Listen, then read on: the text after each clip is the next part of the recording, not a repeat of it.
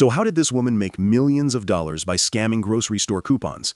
Well, the woman's name is Robin, and Robin is about 35 when the story starts, living in Arizona. And homegirl, she's got a business mind, and she really wants to make a lot of money, even if she has to break a few laws to do it. And one day, in 2007, she gets a pretty clever idea. What if she prints a fake coupon that looks exactly like a real one, and she uses it to get a little discount for herself? Just one coupon, not that big of a deal. And so she does it, and the fake coupon works. She gets a discount on whatever she was trying to buy. So cool. But then she realizes, nah, what if I go bigger? Getting a little discount is cool and all, but that's not enough for Robin. She starts thinking, no, I don't want one discount. I want a lot of little discounts that could add up to like thousands or even millions of dollars. And on top of that, she wants to sell those discounts to other people. And so boom, she gets going on this scam. So here's how it all works. She does it a couple of different ways, but one of the ways she does it is she'll for example, call up a dog food company, and she'll say, my dog ate your food and it made him sick. And the company will say, oh, we're so sorry, ma'am. Let us make it up to you by giving you a coupon for some free dog food. And Robin's like, aight. Then she'll take that coupon and she'll contact some shady print company in Europe, and she'll get them to replicate it and reprint the coupon in bulk. So now she has a bunch of counterfeit coupons that look just like the real one.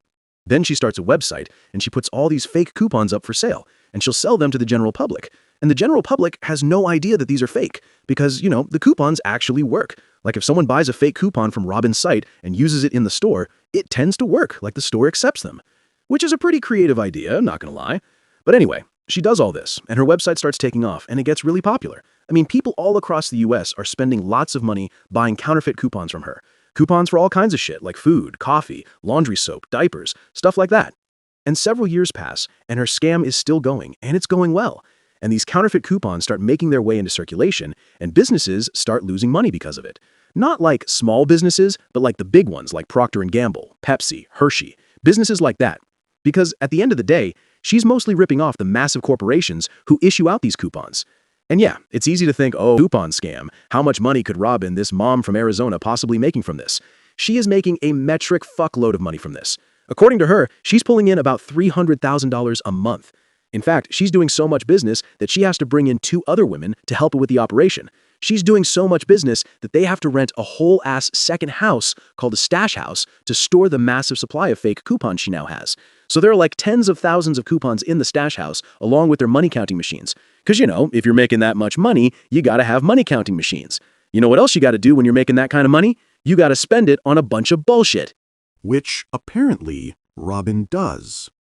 She goes out and she buys herself sports cars and a bunch of guns and a new RV and a boat. And to make sure that no one sees all her new stuff and gets suspicious, she hides all of it in an airplane hangar that she's renting. And so all of this is going really well for Robin. She's making money, she's living a baller life. It seems like she's never going to get caught until... Of course she's going to get caught. I wouldn't be making this video if she didn't get caught.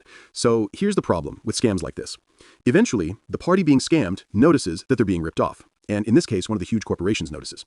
So let's say, hypothetically, the person buying the counterfeit coupon from Robin's site will then go and use it at a grocery store or wherever. And let's say that coupon's for, like, tampons or something. So they buy the tampons with a coupon, and the grocery store will then send that coupon that they just got to the tampon manufacturer. And the tampon manufacturer will reimburse the grocery store a certain dollar amount. Now, the problem is that now the manufacturer is suddenly getting a bunch of counterfeit coupons where the barcodes aren't matching up. But the tampon manufacturer is still expected to pay out the grocery store a certain dollar amount. And so, Tampax or whoever is over here losing money. Now, at some point, during a routine audit, one company, Procter & Gamble, notices all these counterfeit coupons for their products in circulation. And so they finally decide to do something about it. They're going to try to hunt these counterfeiters down. And the thing about a big company like Procter & Gamble is they have the resources to do it. So they hire a bunch of private investigators and they say, go out and find where these coupons are coming from and who's doing it. And the investigators are like, all right. And so these private investigators, they get to work, and pretty quickly they track the fake coupons to Robin's site. And they don't know much about the site other than it's likely run by someone in Phoenix, Arizona. And so they take this information to the police in Phoenix. And I'm sure the police are like, what do you want, the fucking coupons? What do you want to do about it? But then the private investigators lay out the whole case and the scale of the losses and stuff. And so now Phoenix police are investigating. But they too don't know much about this mysterious site or who runs it. However, police start looking at this site and they notice that it has what's called a wall of shame. Because Robin is apparently a very petty person. Apparently, anytime a site member ever questions the validity of the coupons, or any member who's ever gotten into it with Robin, she will post that member's name and their home address and their personal information to the wall of shame, which is just a page on the coupon site. So basically, she'll dox them. Like I said, she's petty as fuck. And so police, they're looking at this wall of shame, and they're immediately like, we could just contact these people. I mean, we have their information. I bet they'll be willing to tell us a lot about this site. And so after talking with a bunch of disgruntled former members who got doxxed, they're able to get a ton of information about this site. And eventually they learned that the whole thing is being run out of a P.O. box in Phoenix. And so police set up surveillance around that P.O. box to see who comes and checks it. And they stake this box out for like 2 weeks. And eventually, Robin shows up, and they watch her, and they low-key take a bunch of pictures of her, and they get her license plate number so that they can look her up. And now that they know who she is, they follow her around, and they gather a ton of evidence against her. And so, bam, they arrest Robin. Here's her mugshot. And also, bam, they arrest the other 2 women working with her. Here's one woman's mugshot, and here's the other. And so police end up raiding their houses and the stash house, and they find $40 million worth of fake coupons. They also seize like dozens of bank accounts and 21 vehicles. Like, damn, these women were living large. But anyway, the 2 women helping Robin took plea deals, and they only got probation, while Robin took a plea deal and she got 2 years in prison, which that actually feels a little light. Like, I feel like she should have gotten longer.